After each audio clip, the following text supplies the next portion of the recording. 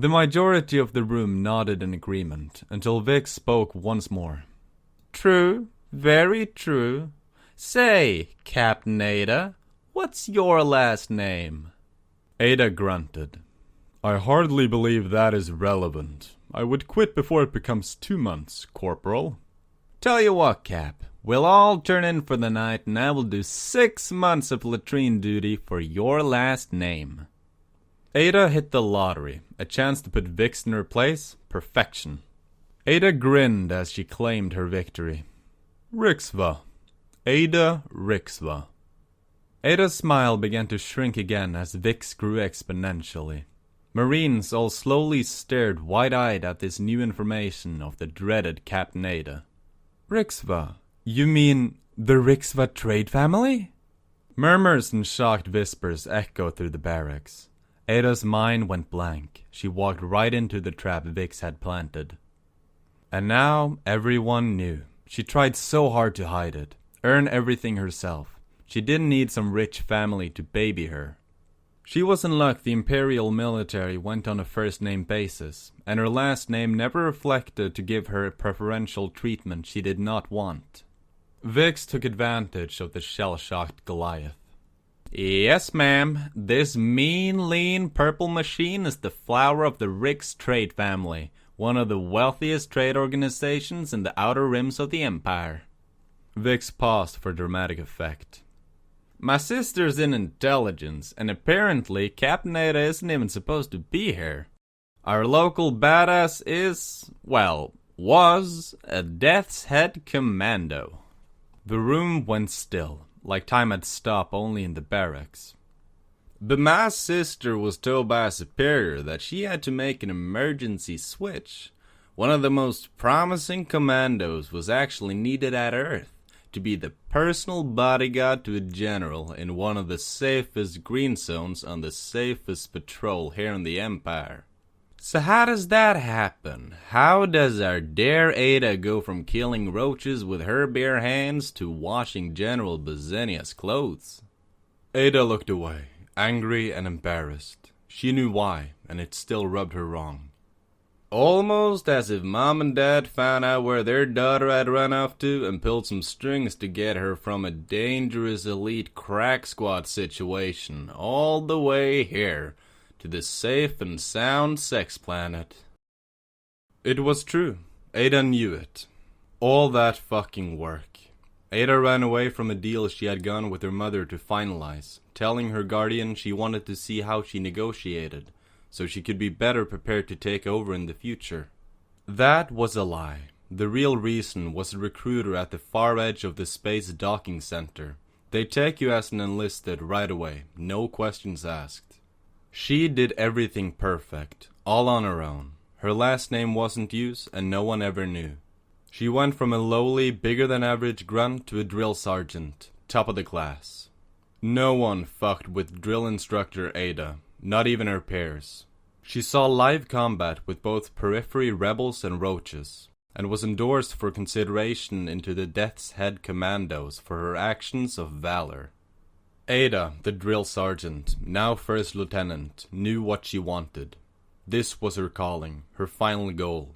She trained harder than ever, ate more than she ever had, gained muscle at an increased pace, half the day in the gym, the other half in the firing range. This continued until that fateful day, when her application was processed and Ada was requested for testing. They did sparring, tried to test her merit. They sparred with real blades too. Her face could attest to that.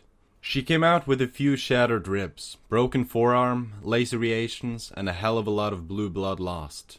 Her instructor was still out cold. The examiner came in person the next day. Ada expected harsh backlash for going too far. She instead got a hefty slap on the back and a fist bump. There really was no such thing as going too far when attempting to become a Death's Head commando. She had barely contemplated the congratulations when her entire soul was served on a datapad from the examiner. There it was. Top marks. An approval rating for a Death's Head commando heavy weapons specialist, with an endorsement for leadership roles. She almost cried. Everything she had worked for was right in front of her. The Death's Commando training kicked her ass. It only happened once a decade, and no expense was spared. Nothing she had ever done compared to this. Marathons and strength training beyond her wildest nightmare. Rigorous testing in mental and physical tests.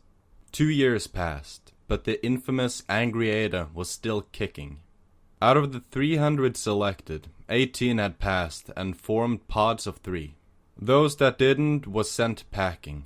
They wouldn't be able to try again in the next selection, even if they wanted to. Ada was fiercer now, if that was even possible. She was heavy weapons for Fire Team Guntra, which had earned its name from when Ada beat down the angry creature during a night camping ruck. There was no one better for the job. It was hard to find an operative capable of carrying mobile anti-aircraft with her usual kit. Her team had been gathered, a couple of the others she had been with. She worked well with them, but Ada was Ada. She didn't bond much. They were to be briefed and deployed, only a solar week out from then. They would be one of the few active units of Deathhead's commandos, the best of the best, and a resource only used when absolutely necessary. Her dream was here. Everything fell into place. Her life had led to this, and it was perfect. Until it wasn't. Ada remembered it clearly, embedded in her mind, the moment everything came crashing down. She had been in her temporary bunking, meant for Marines caught between roll shifts. A ping echoed in her room, and she sat up to see a mail icon. That was weird. Her new designation was officially classified, no messages in or out. She was free from her past and ties to the greedy family. She was her own woman now. Ada was about to open it when another message came through. A top priority from a very high-ranking person that had a rank that Ada didn't even know existed. She opened the other message first. Her brow frowned and hunched over as she read the details. She was being congratulated on being promoted to an overseer. Some new territory called Earth, being attached to a general she recognized from a roach campaign she had served in. No, this was a mistake. Wrong name. Someone in logistic had messed up, she'd deal with it later. She flipped back to the other message. Curiously opening the embedded file, she saw an all too familiar logo. Her blue blood ran cold. It was a DataNet message with the official seal of the trading company she hoped to never, ever be associated with again. Her mother had written it. Our beloved Ada, we have missed you quite dearly, and we have made sure that communication will not be an issue, and ensure the safe path to your retirement, so that you may once more resume your path to galactic business. Words cannot describe. She didn't bother reading past the first several lines. She screamed, kicking over her bed and punched through the bunk walls, scaring a poor private on the other side, because she knew what it was. What her family had done. That was the first time Ada had ever cried, and it had been the last time as well. Rage and pure sorrow sucker-punched her in the gut, again and again, until she was just a muscle ball in the corner, sobbing away. Years wasted, her dream taken away. Ada snapped back to the present when Vix kept on, voice filled with newfound confidence. Anyways, here she is. Not just a virgin, but a royal virgin. The implications were enormous. Royals, especially kin of high life icons, didn't have much of the issue the majority of the Empire had. Instead of being one of many wives to a male, they could have many husbands instead. A privilege reserved for the wealthy few, to be sure. A few that Ada belonged to. That stupid place. Too much corruption and just looking down on everyone. It made her sick. She trained every day, maximizing her body. She was a naturally big woman, and she wanted to be the absolute best. Her family barely talked to her or interacted, just private lessons in business and trade. She was just some entity to continue the clan. Then came the men, some of rich descendants, some of poorer families, wanting to get in on some money. A male was a male, and any of them could produce another heir to continue the bloodlines trade families kept.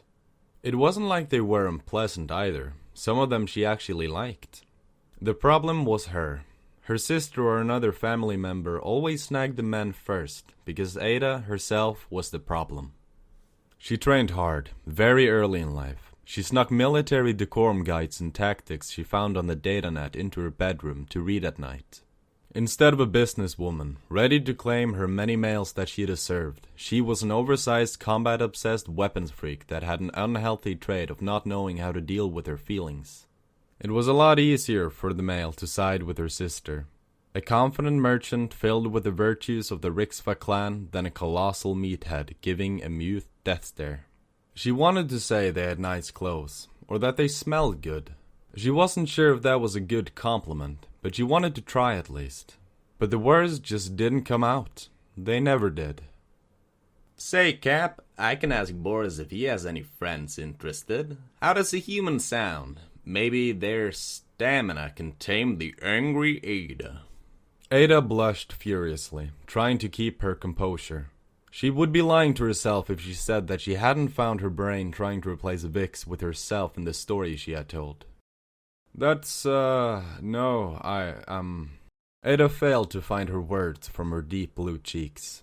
She was whispering now, a far cry from the usual yelling. I'm waiting for the right one. I don't just want everything on a silver platter. Vix had been listening intently for the response of the captain. Really, Captain? Is that why I saw you standing outside several culture festivals looking at males? Ada turned even bluer, stammering as the room became filled with hysterics. A royal virgin? Marines held their stomachs and joked in what they believed to be harmless good fun at their captain. After all, they were comrades in arms, and plenty of them were in the same sexual boat as the captain. Ada didn't see it that way. Very few sentients knew how to get angry Ada actually upset. Fewer still would even want to see why she was the infamous Angry Ada. At least they found themselves missing a tusk. One of those insane few was right in front of Ada now, the reckless Vix. The surefire way was either to bring up her luck with men or her family past. Vix had just exposed both, in front of an entire squad that Ada had been charged to lead. The crack of bone hitting bone thundered in the barracks. Nobody moved. Laughter ceased immediately. An angry and heaving Titan stood with a wide stance over Vix. The observant would have noticed during the commotion the watery eyes of Captain Ada, a sight rarer than a commando in action. They would also have noticed Ada had clenched her fists so hard blue blood began trickling to the floor from her nails, digging into her palms. It didn't take a particularly observant spectator, however, to see that the fist slammed into the brigand, launching the purple Amazon into the back wall with a dull thud. Blue trickled from her hair onto the floor. Her long tongue rolled out. There were a dent in the alloy where Vix had connected. All black eyes went from the still form of Vix back to Ada. She will need aid. Alpha team, take her to medical. The rest of you, retire for the night. Her datapad vibrated in her pocket. It was General Bazania. Ada clicked the speaker function, in case she had new orders for the team. General! Ada? Everyone stopped moving to stare at the datapad. General! Ada shouted internally, pulling her pad closer. Capitol building. A few coughs accompanied the strained words of Bazania. Ada's golden irises glanced up at the Marines.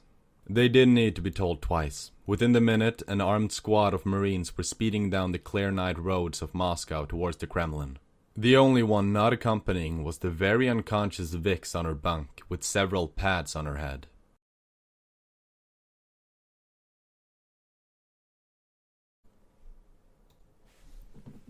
That's when I grab him and push him up against the wall. Now, Boris can't see me, but I whisper in his ear and ask exactly what a bear is. Hey, yo, sugar pie, the fuck's a bear?